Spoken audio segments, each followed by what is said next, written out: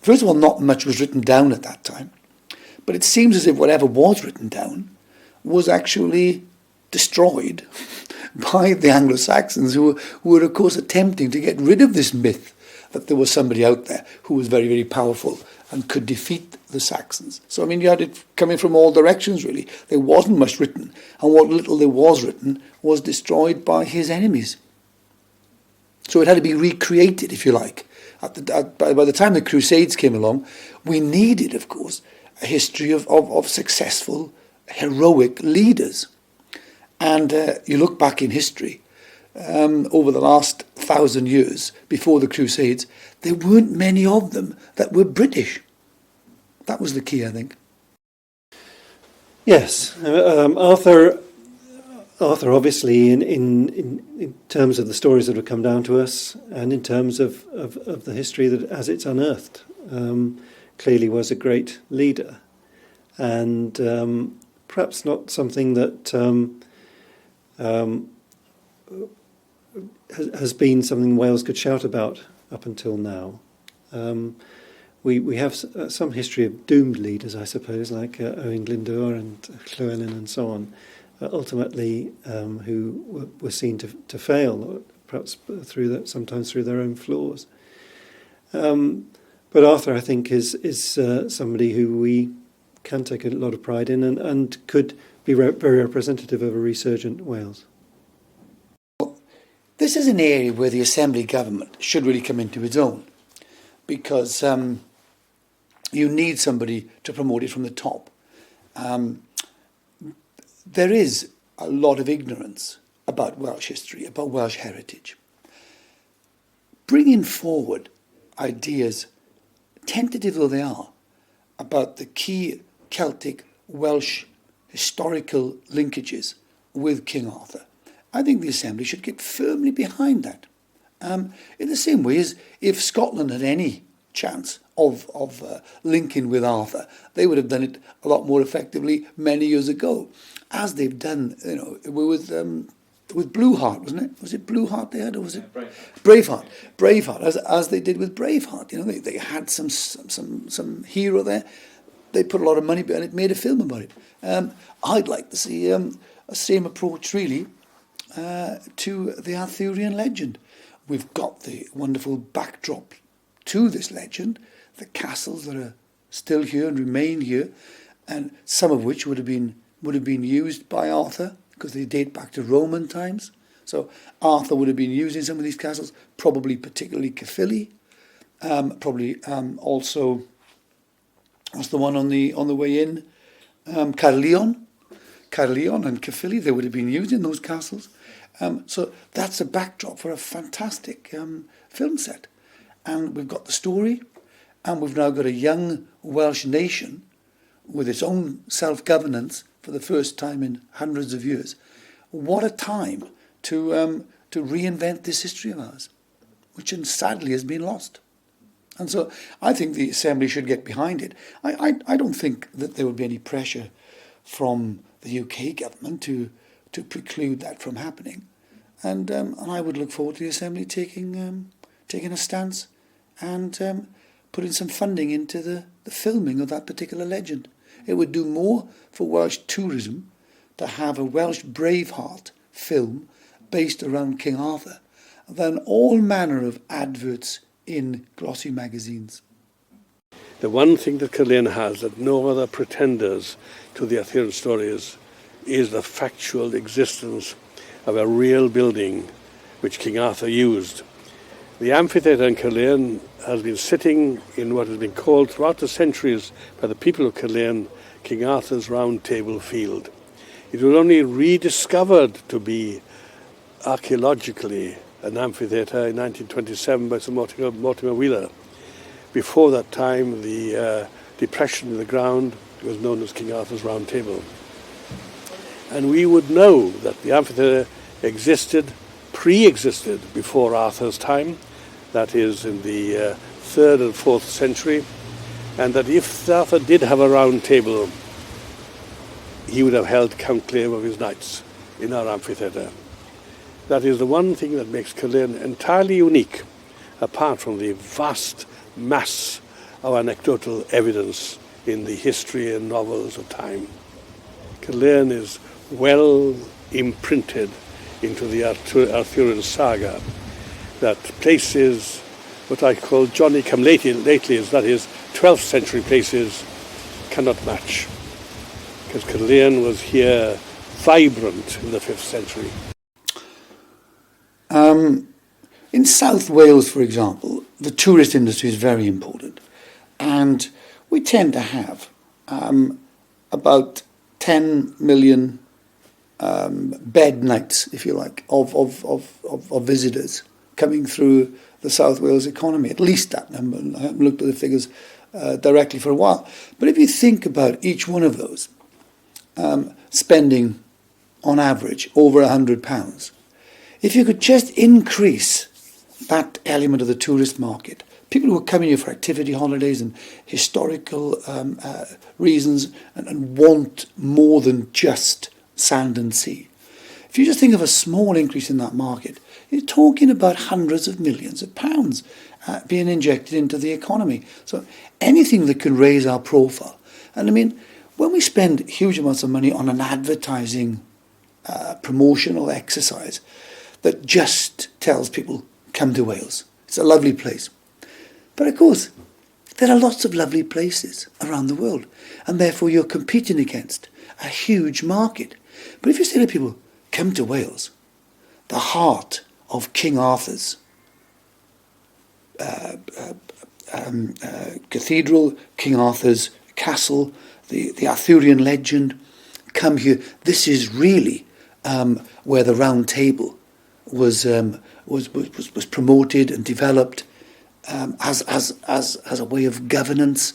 If you could tell people this is where where King Arthur and his knights roamed 1,500 years ago, it's a much easier story to tell. So if you can just get across to people that selling Wales with or linked to a fantastic story that nearly everybody around the world now understands, King Arthur and his knights on the Round Table, link Wales with that, and you could conceivably get the message across that Wales is a place to visit far more easily than you would by spending huge amounts of money showing wonderful sea, sands and mountains. Arthur, the great myth of Arthur is that he sleeps ready to rise again, the once and future king, and I think now is the time when perhaps he will rise in a sense. Things have changed in Wales. We've certainly in southeast Wales, certainly tourism in Wales, it's fair to say, over 100 years maybe, was based on almost the same philosophy as extractive industries. It was kind of, bring them in, give them what they expect and ship them out again, and to the same extent that we pulled coal out of the ground and sent it away. Tourism was based on making things as similar to what people experience as home as one could. Whereas now there's a new paradigm for tourism, certainly it's grown up over the last 15 years or so, which is about pointing up our differences. I think a realisation that people come here on holiday or on a break in order to find something new, something different, that Wales is a different country and we should be proud of that. And that certainly is far more evident now, and that is only been amplified 10 times since the coming of the Welsh Assembly government, where we now have, if you like, our own parliament within Wales, and the idea of Welsh culture isn't something we have to hide, keep to ourselves, keep private in Eisteddfodau and so on. It's actually something that we're very proud about and we want to tell other people about. So I think Arthur's time perhaps has come again. This new evidence, which Alan and I have brought to light, and Alan's been at this incidentally for 60 years now. 60 years of research. His birthday was 80 last week. So he's a total expert. The Holy Family from Jerusalem arrived in Britain, and specifically South Wales, in 33 AD. And it surprised us to find that the Church of Rome acknowledged this. And certainly Cardinal Baronius and Cardinal Alford around 1530, 1536. They were saying this, you see. And of course, it's possible that the Bishop of Rome, the Pope, didn't wake up to the danger. Right. But nonetheless, they acknowledged this. And other sources also then supported this. And we started finding manuscript evidence in Wales where, I'll read it out for you. Yeah. This is St. Cadoc's genealogy, his father, his mother. And it goes back to the Virgin Mary and Bethany, the brother of Jesus of Nazareth, and Amalek. Hang about.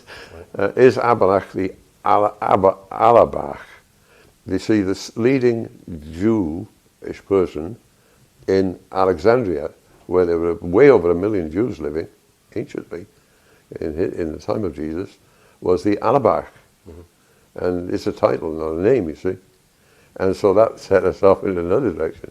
But this idea of descent from the Holy Family is peppered through the genealogies. And these are the most illustrious of the genealogies. This is the genealogy again of Owen, big prince of Dyfed, and his son, he's getting married. His father's Howell there, Howell the Good.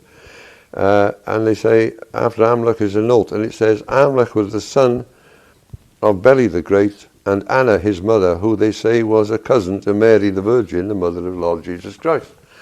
And it goes on and on, you see.